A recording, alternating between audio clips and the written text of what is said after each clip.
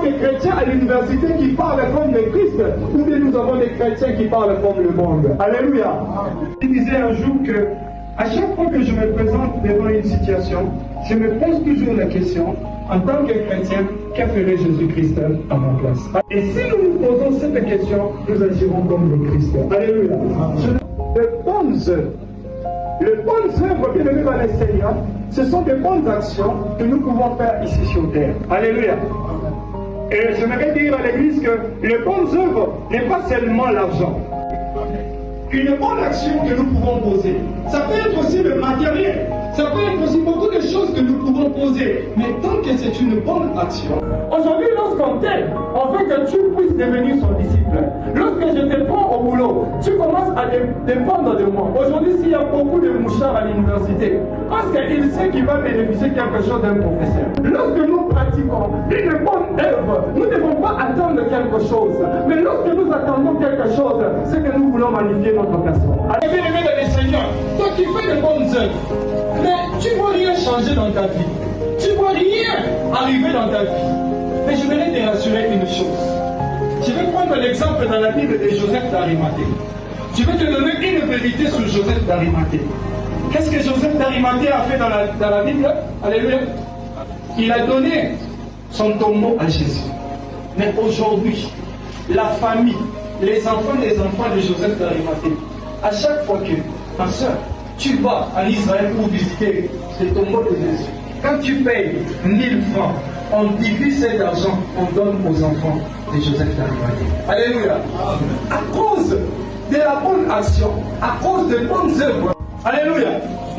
Quand tu poses de bonnes œuvres, c'est possible que toi tu ne reçois pas.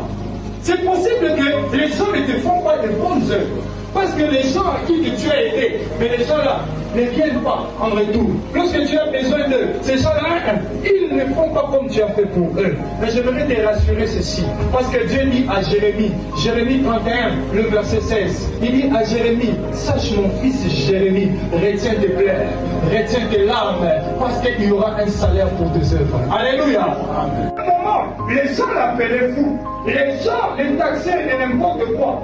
Il était abandonné par sa famille. Il était rejeté par sa famille. Certainement, bien que la folie est une situation d'inconscience, mais intérieurement, bien aimé dans le Seigneur, à un moment, il pouvait peut-être avoir quelques pics de conscience pour dire, mais pourquoi je me fais des plaies? Certainement, il y avait une souffrance dans l'âme de cette personne. Il se posait certainement des questions. Comment je pouvais me faire des plaies comme ça? Il était abandonné par ses pères, il était abandonné par sa famille. Il dit qu'il faisait des choses horribles. Et les gens ont prêché sur ça. Mais Dieu était en train de me faire penser autrement. Alléluia. Dieu était en train de me faire penser un peu ce qui était arrivé à cette personne après sa délivrance. Alléluia. La Bible dit qu'après sa délivrance, les gens ont constaté que cette personne qui autrefois était en train de se faire des plaies, cette personne qui avait eu était assis et vêtu. Alléluia. Est-ce que tu peux dire avec moi, avait eu, assis et vêtu? Donc après la délivrance de cette personne, on a parlé de lui de trois manières. On a dit qu'il avait eu les gens, et il était assis et il était vêtu. De cette personne, c'est parce qu'il avait eu un revêtement. C'est parce qu'il était vêtu par quelqu'un. C'est parce que quelqu'un avait fait une bonne œuvre dans sa vie et cela avait changé. Je dis à quelqu'un, lorsque bien aimé tu rencontres Jésus, Jésus, il est le Dieu de la différence. Alléluia. La Bible dit qu'il était différent. C'est qu'il y avait un autre foi, mais il y avait aussi un aujourd'hui. Alléluia. Il ne tient pas aussi compte, bien aimé dans le Seigneur, de ce que les gens diront de toi. Pratique des bonnes œuvres. Tu ne sais pas quand est-ce que Dieu va te bénir. Tu ne sais pas quand est-ce que Dieu il va bénir ta vie à cause de cette bonne action que tu vas poser aujourd'hui. Alléluia. Tu ne sais pas. Ce que tu dois retenir, que la pratique de bonnes œuvres n'est pas un acte de publicité, mais c'est un acte pour glorifier Dieu. Alléluia. C'est-à-dire de lever dans le Seigneur.